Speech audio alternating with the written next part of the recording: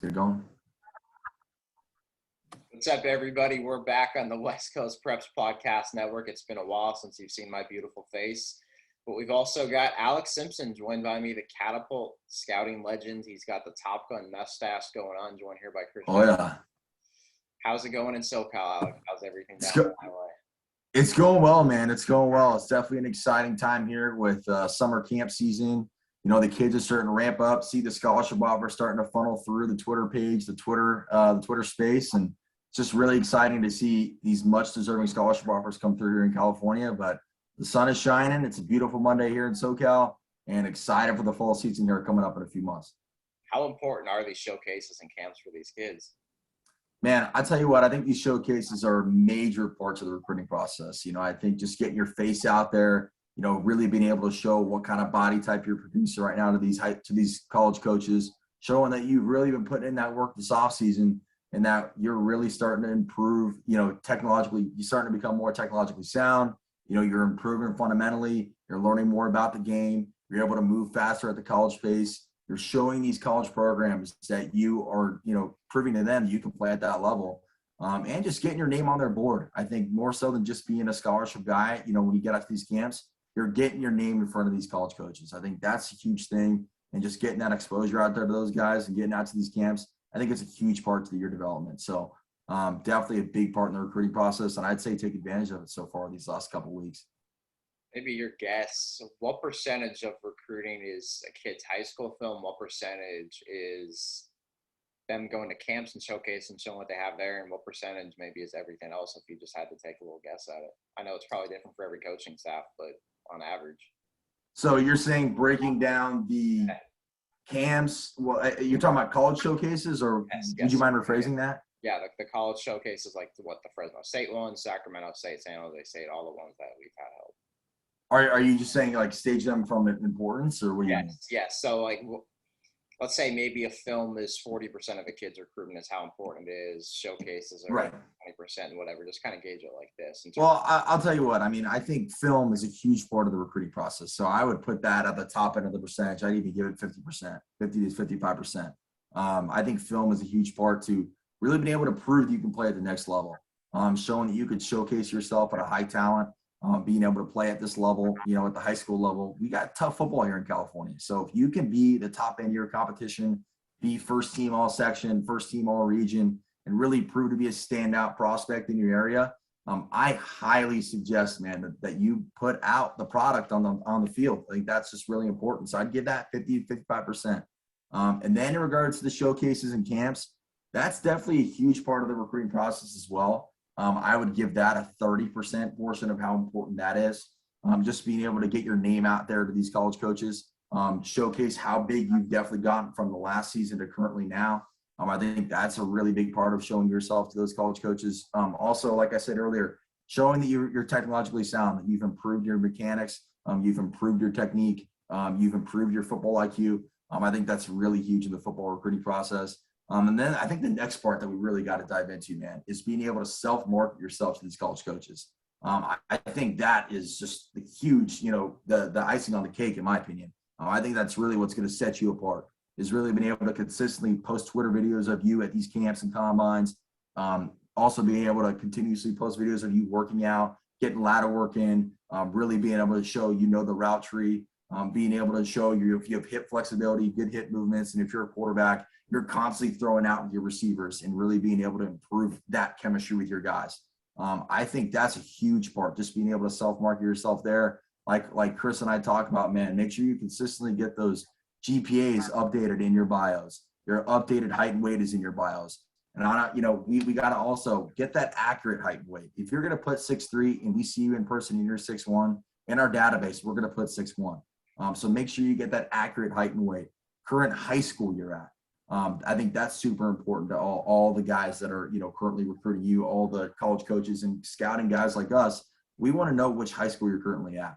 Another thing that's really important is your current ACT or SAT score. That's really important in what you've gotten so far on those tests. Those are really important to the application process. You know, I just think also a grad year. What year are you graduating high school? That's another thing that's really important to us right now. It's just currently making sure you're a 2023 guy, 2024, 2025, 2026. We need to identify that you are one of those guys. So make sure you have that grad year, GPA, updated height and weight, current high school that you're currently at. And obviously test scores are really important as well. So make sure you got all that information and maybe even a contact info, an email, a cell phone number. Contact info is really important, or even your high school coach's email or cell phone. Just make sure you're marketing yourself in the right way so that when you're on Twitter, you're able to project yourself to that wide audience and market yourself to that wide audience of all college coaches from D1 to D3 and NAIA as well. And the best part about all of this, about Twitter, about Catapult, about us, is it's completely free to the student athlete, right? To make a Twitter account, you don't got to pay a freaking cent. You can do anything. You don't have to post your personal life on Twitter. Just post your film. Everything else you've got on there with us, Catapult, our system's free. Take a few minutes, fill out the form. I know we'll always tweet that stuff out every day, but it's also, how are you going to get a job if you don't market yourself and apply? Unless there's X amount of jobs, maybe you build connections and it just gets put in. But for the most part, how are you going to get a job if you don't apply, you don't send out your resume, you don't send out emails, and you're not filling all those buttons? How are you going to expect to get some of these scholarships are looked at for most kids if you're not putting your name out there? And I think that's probably the most important thing. Oh, definitely, man. That's a pivotal part. And I think I'll even dive back on my own recruiting process. Back in 2016, I was a 2016 three-star inside linebacker, all state in California and all LA City section here in the Los Angeles area out of Palisades High School. I signed with the University of Nevada at the time with Brian Polian's staff. And really a big part of my recruiting process was being able to self-market myself to all these college coaches. I use the resource that all the recruits currently today are using, and that's Twitter. The app is free, doesn't cost a penny. CatapultSurvey.com also doesn't cost a penny, free to every recruit in the country to be able to give yourself that advantage to get exposure. But man, I put all that necessary info I was just talking about earlier in my Twitter bio. I made sure to update my Huddle links, make sure and put my Huddle profile link in my bio. I think that was a really big thing because when coaches were filtering through my film, they didn't only want to just watch my highlight film, my best plays. They wanted to watch every play. So when they found me on Huddle, they saw my profile. They wanted to watch game film and be able to really break down my tape from every play, not just the plays I did well. So really being able to have all of those necessary things in your bio will really kind of set you apart. And that's what really set me apart, was the way that I consistently self-marketed to myself and put videos out there of myself consistently working out, put videos of myself consistently out there from, a Huddle link standpoint, 3-game highlight, 5-game highlight, junior season, senior season highlights.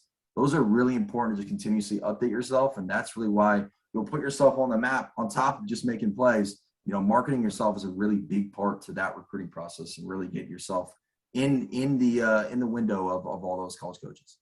Something I'd love to dive into as well, your background, right? You played high school football big time in LA.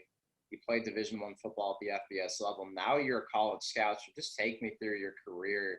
What got you to playing college football? What led you to Nevada? And then ultimately after that, what got you into scouting and with Catapult?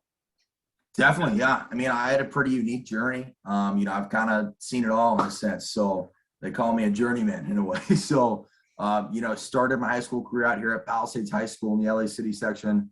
Really solid competition out here. Some of the best teams in LA at the time were Narbonne, Crenshaw, Dorsey, Birmingham. Really great talent out here in the LA area.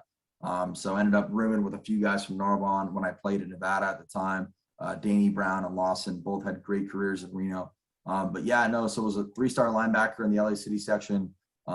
Really had a solid high school career. Ended up signing with the University of Nevada over scholarship offers from BYU in New Mexico, and ended up playing there under Brian Polian's staff. Really was thankful for my experience there. Ultimately, knew it was best for me to transfer and explore other options after some time there at Nevada. So I ended up actually playing D3 football for a spare of time at Elmhurst College, which is now Elmhurst University. It's a D3 school in west suburban area of the Chicagoland area.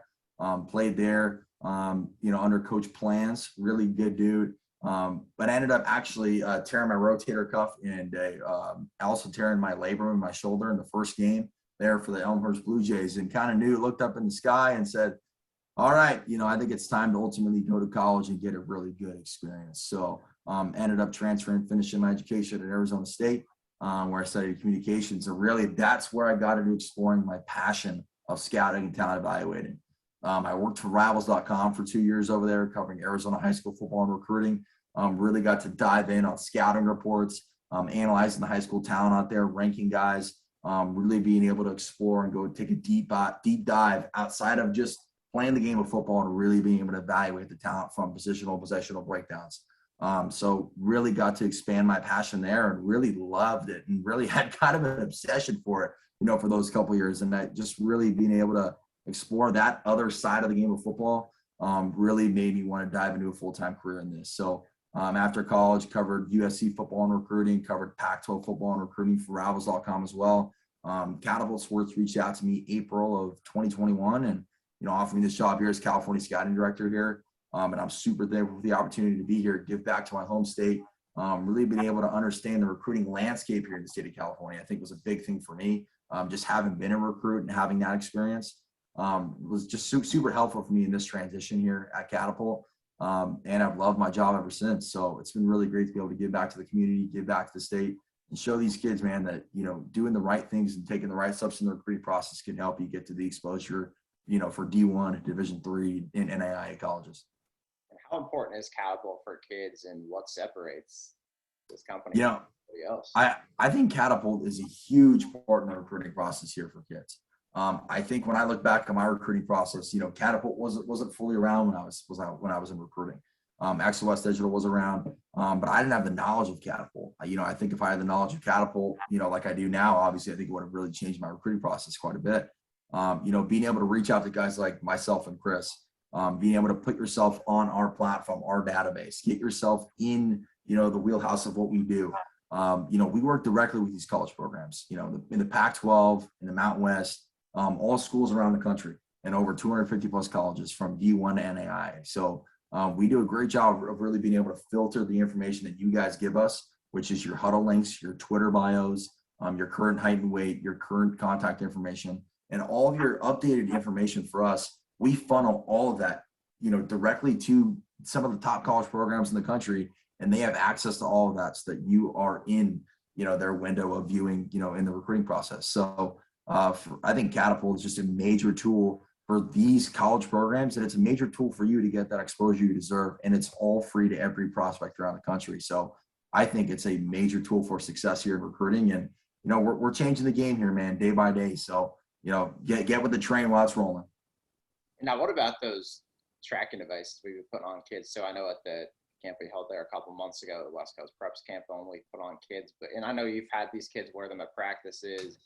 Right. Else. Let's go more into these tracking devices. I know it's very unique. We're seeing it all these different schools. Clemson football's posted it. West Virginia running law school Hill's posted it. I know I've seen so many different big time D1 schools posting those Catapult wearables. Heck, I think the Warriors just had that NBA championship stuff. There's a lot of different franchises that have had that as well.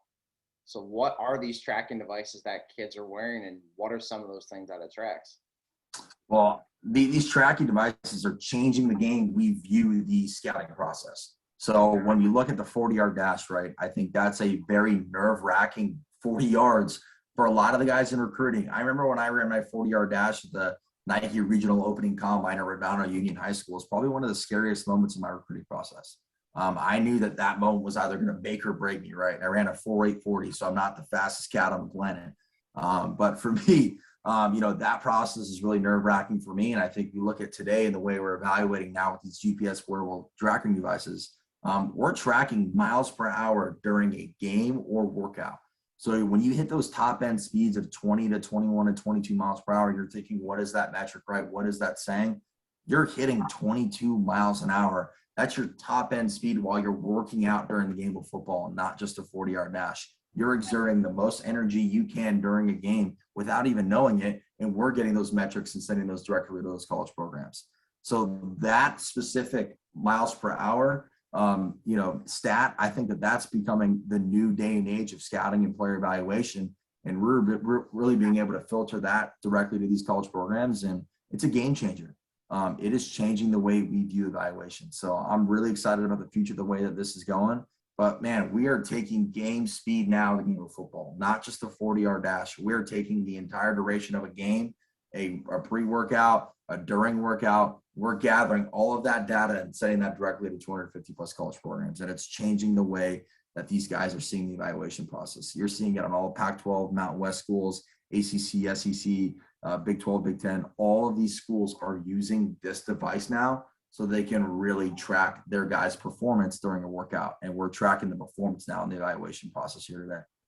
How much of college coaches just even ask you about this? How much are high school coaches also asking you about this type of thing, about tracking their own kids? And how much have you seen that help some of these kids that you've helped scout and recruit down in Southern California and this entire state?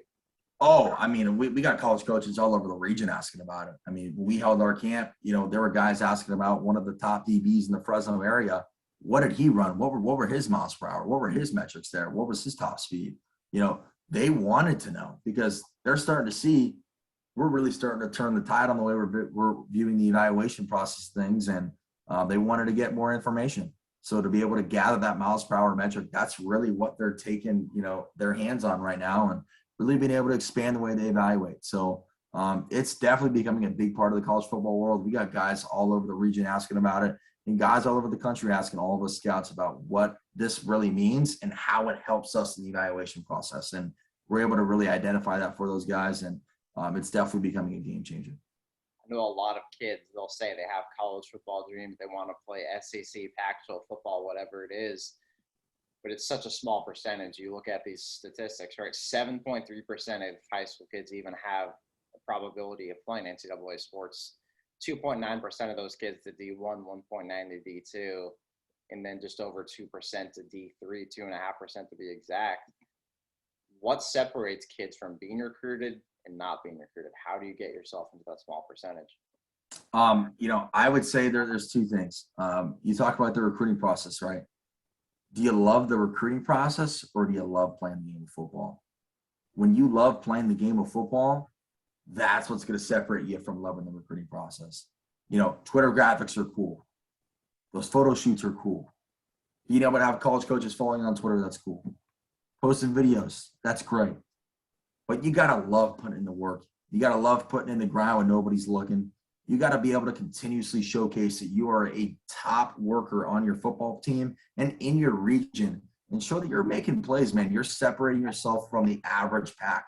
If you're a second team all league guy, and you're not separating yourself from the usual pack in your area, you're not going to be able to separate yourself to be a college football program, changer. You got to be a program changer in your high school program in order for you to change another program at the next level. So I highly recommend separating yourself from the pack and really loving the game of football outside of loving the recruiting process. I mean, the recruiting process is great. It's enjoyable, but you're not doing the recruiting process when you're playing college football. You're grinding at 4 or 5 o'clock, 6 o'clock in the morning, and you're making sure that you're helping your team win football games at the next level. So highly suggest just grinding on the game of football, improving your football IQ, really improving the way you view the grind. And just loving the grind itself and loving the game of football as a whole. Just being able to enjoy your teammates too. I think that's a huge thing. Being able to just be a part of that brotherhood, that family atmosphere. I think high school football is such a beautiful thing. It's such a beautiful sport, and it's such a beautiful time in your life that you got to take advantage of. And it goes by like a snap of a finger. You 1 minute you're a freshman on JV, or you're a freshman on varsity, and the next minute you're graduating high school and you're on to the next stage of playing college football. So take advantage of those moments with your teammates, with your brothers. And I think that was one of my favorite parts about playing football, was being a part of that brotherhood family atmosphere and being able to come together and reach that common goal. So just really focus on the little things and enjoy the game of football as a whole, and not just the recruiting process. And that's what I think is going to separate you guys from the rest of the pack. And that's what's going to make you that first team all league, all city guy. And that's what's going to put you in place to be in that small percentage to play college football at the next level. And what's that grind like playing college football? You've experienced that firsthand, D1, D3. You talked about it a little bit, getting up 4, 5, 6 a.m. for training workouts. What does that entire day entail? What's that training schedule like during the season with film and everything, and also just during the off season with spring football, summer, and all that? Yeah, for sure. I mean, I can kind of break down my whole day at Nevada, kind of how it started. Woke up every day, 4:45 a.m. That was the wake-up call for us. Being in the building at 5 o'clock for we had taping. We had just pre-practice, being able to get in the cold tub, get your body loose, feel warm, just feel really just flexible in the way that you're getting your body set up. 6 o'clock was a team meeting. You get in for a team meeting, go over the way that the schedule is going to go for the day. Then After the team meeting, you got a special teams meeting at 6:45, from 6:45 to 7:15. And then from 7:15 to 8 o'clock, you got your individual meeting with your positional groups. For us, that was, I was the linebacker. So from 7:15 to 8 o'clock, you're going over the film from the previous day or going over the film from the end game, how that kind of works out, what you need to improve on, what ways can you get better, and really just breaking down film from those 45 minutes and really breaking down the scheme as well, what you're doing on defense or on offense or special teams for that duration of the practice and for that next game coming up. Then from 8 o'clock to 9, we had a lift. And then from 9 o'clock to 12 o'clock, we had practice. We had a 3-hour practice usually every day. And then after 12 o'clock, you had to go to class. That's when class starts. You got class from about 12 o'clock to 4:30. And then after you got class from 12 to 4:30, you come back for tutoring, and then you had one more meeting to end the day out. And then your day's probably done right around 6:30. And then you get in the room, get a little relaxation. You do it all over again the next day. That's just a little how my day went in college football playing at Nevada. And it's a grind. Playing Division I football, it is your full entire day is really focused around what way can we become a better program and a better team. So, and you are around those guys day in and day out, and you got to make sure and get to know those guys real well because you're going to see them the majority of the day. So, it's a grind every day, and you just got to be prepared for your day to be fully filled with the game of football, and you got to be obsessed and love the grind. You've got firsthand experience playing at the other levels of college football. You play D3 football. You scout a lot of kids that are also D2, D3 out here. How good is that level of football still, too? I know there might be that D1 or bust mentality going out there. I know you see a lot of coaches try to debunk that on social media, but how good are these other levels of football besides just Division I? I think some of the levels of D2, D3 are really underrated. I mean, at times you got guys that transfer from D1 to D3 to get a little bit more of a relaxation of the game of football, really be able to enjoy, the small things about football. That's why I transferred to D3. I spent some time at Elmhurst, but really, I think for the first time, looked around, really loved the game of football again. Love being around those guys.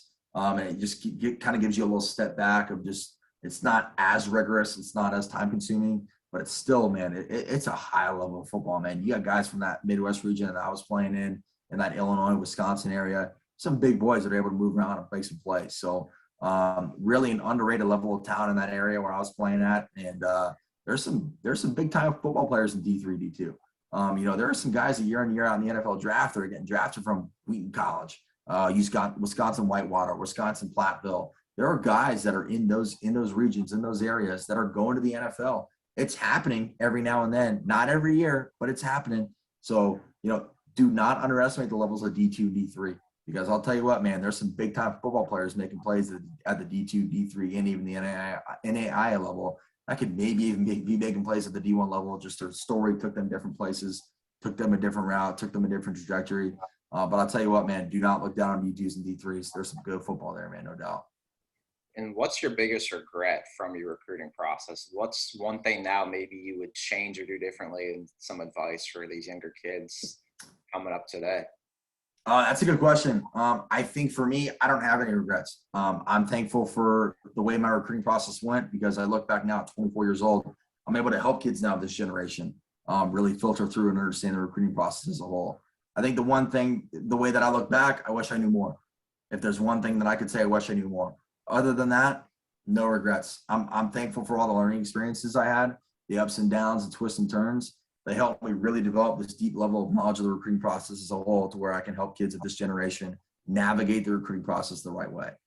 Really help them find the right keys to success in recruiting because I'll tell you what, it's one of the tougher processes you'll go through in the span of your young adolescent years. So highly suggest when you're going through the recruiting process, just be able to find all the right guys like Chris and myself, just be able to reach out, ask questions, really be able to get a deep understanding of what the recruiting process is like. And I'd be more than happy to answer those questions for you.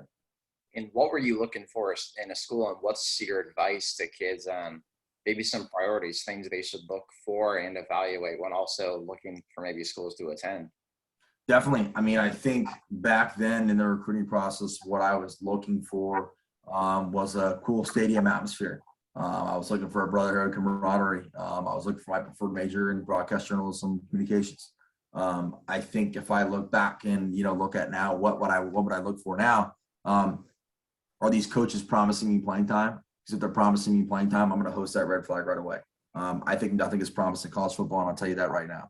In the college football world, in the college football space, everything is earned. It's not given in college football. You can't be a high school athlete and expect to be given a college spot right when you get to that college level, either D1 through D3 and NAIA. You got to go earn that spot. You got to go earn your keep because those guys have been there 3 to 4 years. I've been grinding day in and day out. So everything is earned in college football. But yeah, if a college coach is promising you playing time, host that red flag right away.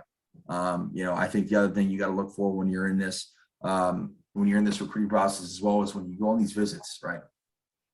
Do you see yourself there 3 to 4 years, right? I went on my visit, and I was on my visit enjoying the 3 to 4 days I spent there, not visualizing myself in that seat, looking around at that environment, surrounding myself with these people. I didn't look at it from a 3 to 4 year standpoint. I looked at it from what I was seeing right now, and I really enjoyed it.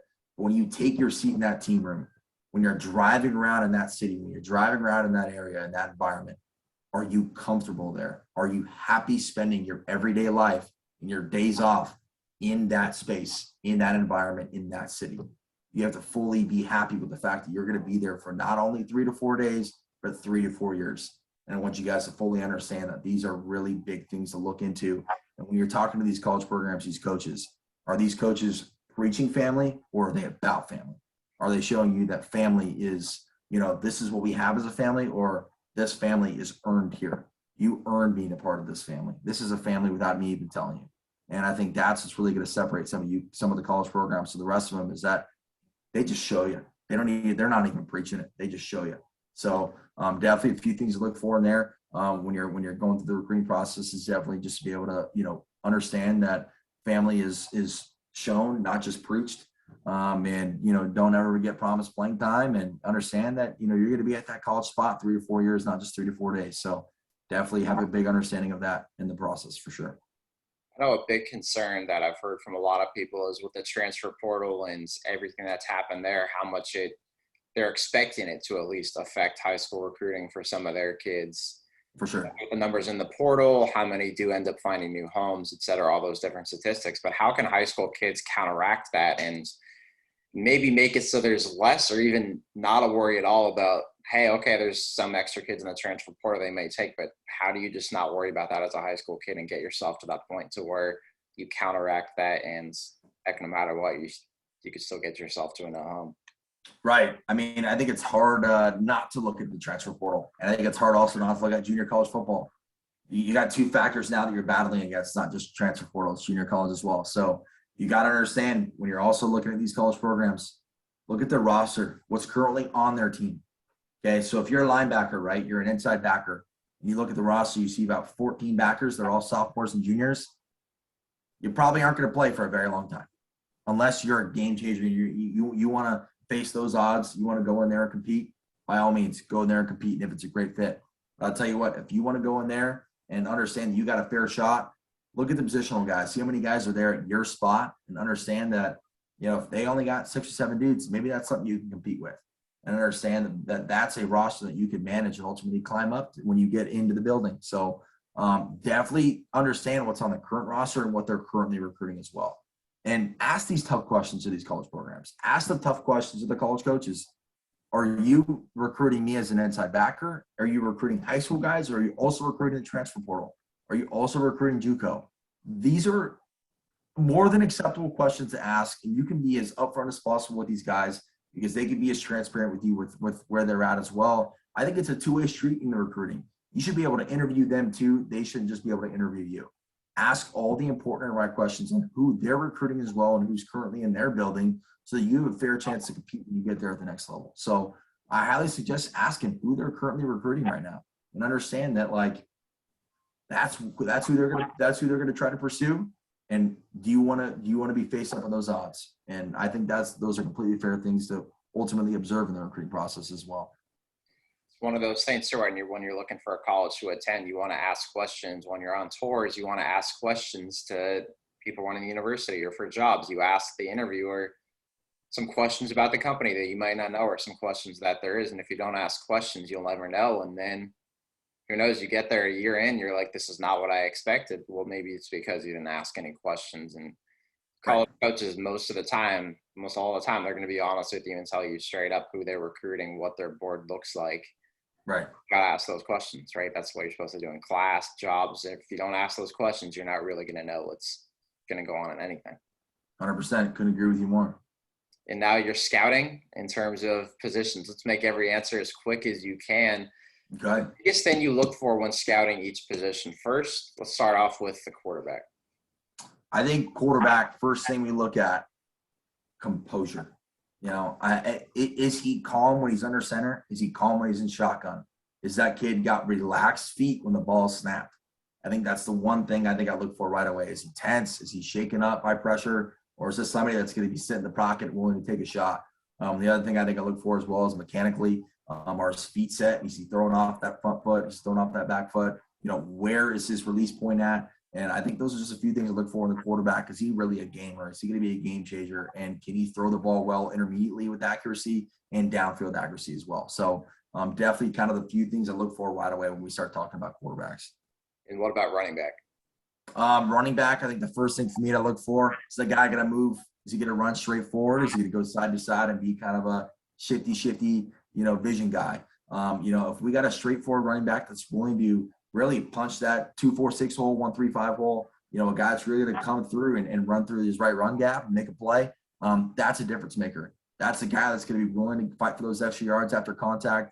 I think that's a huge thing for me that I look for in RBs, man. Can you fight for yards after that first initial hit? Can you continue to make plays after that first initial hit, after the contact, and continue to extend? Running backs got to be able to keep their feet moving too. If you stop your feet, you're not going to be a guy that's going to be willing to compete for me or any college program around the country. You got to be able to keep your feet continuously moving, regardless of how many guys are on top of you, how many guys are hitting you. And if your vision is obviously really consistent, can you find those running lanes? Can you find those running holes? Can you shoot them and really be able to get that second level speed after contact as well and get those yards, passing and be able to extend far away from your defenders? So definitely a few things to look for in the running backs quick right there. How about inside receiver and outside receiver? Ooh, inside receivers and outside receivers. All right. So if we're talking about an inside receiver, how explosive is he, off of his stance, man? Is he taking a few little shifty steps, or is he a guy that's really going to be able to get out of there and explode?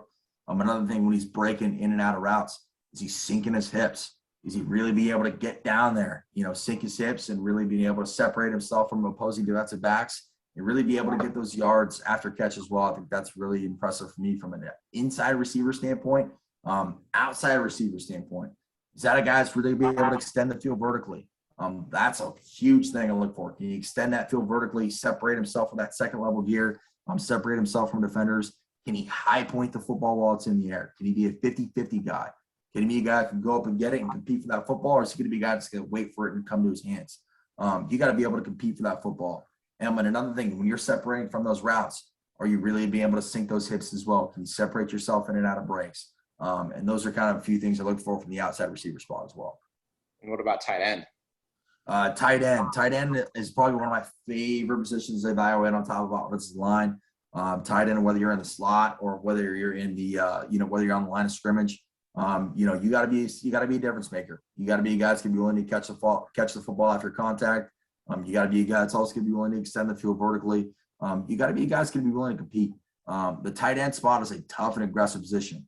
And, from a blocking standpoint, man, how's your pad level? You can't be bopping up and down. Your pad level's got to be consistent. You got to play low. And you got to battle through contact. And I think that's what really is going to separate the average tight ends from the great ones. And, one of the better tight ends, in the region for me, and Chris and I talk about him a lot, Cooper Flanagan from De La Salle.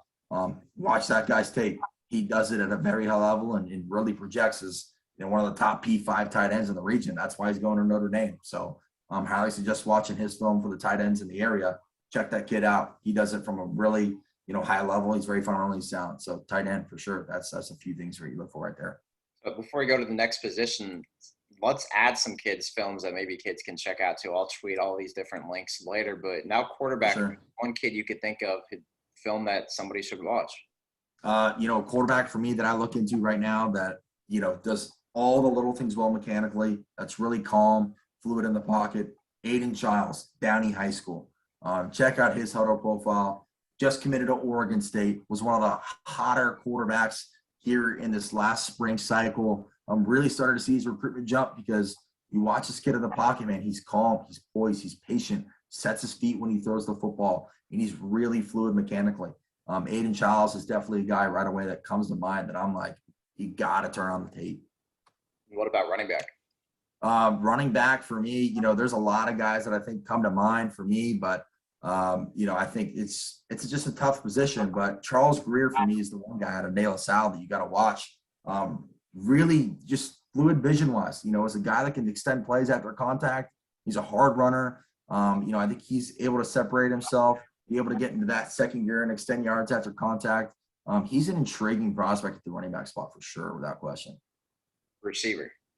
Receiver, man. Oof. There's so many guys that you can talk about, right, that separate themselves. For me, shoot, one of my favorite receivers in the class right now, Jerion Dickey out of Valley Christian. He's the guy you got to turn on the tape. Definitely a guy that can extend the field vertically, make plays after the catch. He's really fundamentally sound and be able to sink his hips in and out of breaks. He's a guy that's obviously going to the next level, going to go play at Oregon and be in that explosive offense. He really fits that mold of being able to air out the football vertically. And he's a guy that you really got to turn on the tape and know that he's going to be an elite playmaker and really learn after so that you can improve your game as well. And then what are you looking for when scouting the offensive line, and who's a good example at that spot? Oh man, I mean, the offensive line I think is such a wide range of positions that we're looking at. Obviously, center, offensive guard, and then we're looking at the offensive tackle spot. I think breaking down all those, man, I think the first thing I look for is pad level. Does that guy have solid knee bend, or is he a guy that's really going to pop up out of his stance and really lose all leverage right when the ball snaps? Another thing we look for is is he going to continue to drive his feet through contact? Is he going to put you on your butt and really be able to showcase that he's a blue-collar, tough son of a gun and really be able to be a tough guy in the trenches? Chris and I talk about, we're talking about the offensive line, man. You got to be tough and you got to be a hard-nosed football player. So when you're playing in that interior offensive line, when you're playing offensive tackle, you got to be a tough guy. You got to be willing to take that contact, take those hits, and really be able to place those hands right in that chest plate and drive through contact and drive through the whistle.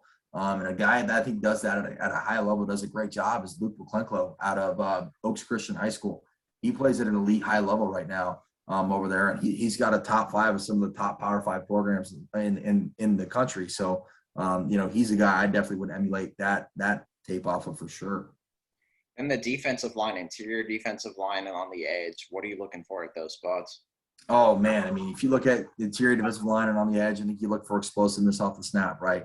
Is he going to be a guy that's going to be a difference maker off the snap of the football, really take a nice explosive first step and really have engaging and violent hands at the point of attack? Is he going to be somebody that's going to engage with his opposition, separate, and then be able to make plays in opposing backfield? Is he going to be a difference maker? I think another thing we talked about explosiveness as well. What kind of intertwines with that concept is motor. How high is his motor, man? Is he going to be a guy that's going to compete, be willing to really be able to fight for that football, really be able to fight off those offensive linemen, and really make plays in opposing backfields? And that's something that we got to do here and really be able to be difference makers. So, I think a guy that comes to mind for me, man, out of Amador Valley, Brady Nasir. He is nasty as all get out, man. He's violent at the POA. He's engaging with opposing linemen. He's a guy that's really going to be able to make some plays in opposing backfields for sure. You know what the best part of Brady Nasir is? That just shows it in his film too. Speaking with him last year, he said he's got an anger problem sometimes when he plays football, and that's the best way to release that, right? You just be physical, be aggressive, and he's that perfect example. If you haven't checked out his film, he's a great one at Amador Valley. There's a reason why he's got all these different offers coming in from Power 5s, Group of 5s. Every single school pretty much on the West Coast is offered. But now the linebacker spot, interior linebacker, then outside linebacker. Right, definitely. I mean, we look at there's so many different types of linebackers, right? We look at the inside backer spot. You got to be a guy that's going to be sideline to sideline. You got to be a guy that's willing to compete for that football and make plays. You think another thing that I think we look at in inside backers too is how's your pad level? Because your pad level going to be consistent is when you get in that collision spot with your opposition, man. If you're too high, you're about to get ran over, and that guy's going to continue to extend yards after the contact with you. So you got to play low, and you got to play hard. You got your first step better always be forward and not backward. I think when you're playing that inside backer spot, you got to be willing to be sideline to sideline and make plays. You got to be willing to compete. You got to be instinctual too. You got to read the football, yet be patient, yet reactive at the same time when you're playing that inside backer spot, I think. So I remember when I played, man, I was a bit too reactive and not enough patience when playing the inside backer spot. So you got to be patient, read the flow of the football, then react and go find it, go make a play. So definitely, I think those are a few things. And also have fluid hips and change of direction, man. When you're playing that backer spot, your hips are stiff as molasses. You ain't gonna be able to move. So make sure you got those fluid hips and you change of direction at that inside and outside backer spot. Really be able to cover space at that outside backer spot as well. Be able to come down and make some plays. So definitely a few things you look for there. And I think a linebacker that I got to point out, that does that at a high level is Trey Edwards at a Modern Day Catholic. He does that at an incredibly high level. He's a really instinctual inside backer, really special playmaker, and he's the guy that's committed to UCLA, and rightfully so. So, he's a high-level playmaker. And a guy at the outside backer spot, kind of a hybrid guy, taking over at Modern Day for David Bailey, who's now heading over to Stanford. This is a 2025 backer for me that's really just skyrocketed. Will be a national recruit is Nasir Wyatt out of Modern Day High School. He is a tremendous playmaker, can play on ball, can play that 4-3 outside backer, really play off ball as well and cover in space. He's somebody who's you got to watch, and you're going to see he plays at a high level. So definitely a few guys there that come to mind right away. I think Nasir is one of the more technologically sound players right now in that 25 class, regardless of position, and he will be a high-level prospect coming in here this fall and in the next couple of years for sure. And he's already had 2025 guy to get some traction. So, in that cornerback spot now. Oh man, that cornerback spot I think is a loaded spot. I think when we look at the cornerback position, you really got to have disciplined eyes and man coverage in its zone. You got to really be able to track hips of your opposition, track them where they're flowing, tracking where they're flowing the football, and really be able to have those fluid hips and change of direction as well. Obviously, don't lose eyes on your man, and obviously track the football while it's in the air as well. But you got to have disciplined eyes and man coverage. I think it's a huge part of that. You also got to be willing to come downhill as well and make a play in opposing backfields, and you got to be able to make a tackle for loss as well in that short outside pass, outside run, outside screen game as well. You got to be able to make a hit. And I think a guy that does that right now at a high level for me that's starting to skyrocket in his recruitment is William Fowler out of Washington Union High School in Fresno. He's a guy that does that at a really high level, and he's got long arms and he's fluid and change of direction, and he's got to come down and make a play as well. So definitely Will Fowler for sure is a guy to look at the cornerback spot. In the last couple of spots, we've got free safety, strong safety. Oh man, I think free safety and strong safety are both positions that I think are really intriguing spots. I think they both showcase a few different things. The free safety spot, you're more playing that deep third, that high level, that high part of the football field. You got to be able to track the football as well in space, track it while it's in the air. You got to also, be able to have fluid hips and change of direction, yet come down, fill that alley and make plays in the run game and in the outside zone game. So you got to be a guy there. And at the strong safety spot, if you're in man coverage, man, discipline eyes and man coverage, have fluid hips and change of direction. You got to be able to fill that alley and run support and be able to be a playmaker and run support. A strong safety for me that comes to mind right now, he's kind of a hybrid strong safety, Sean Brown out of Simi Valley High School. He's a guy for me that's really kind of skyrocketed his recruitment as of late. He's a Pac-12 guy right now for me.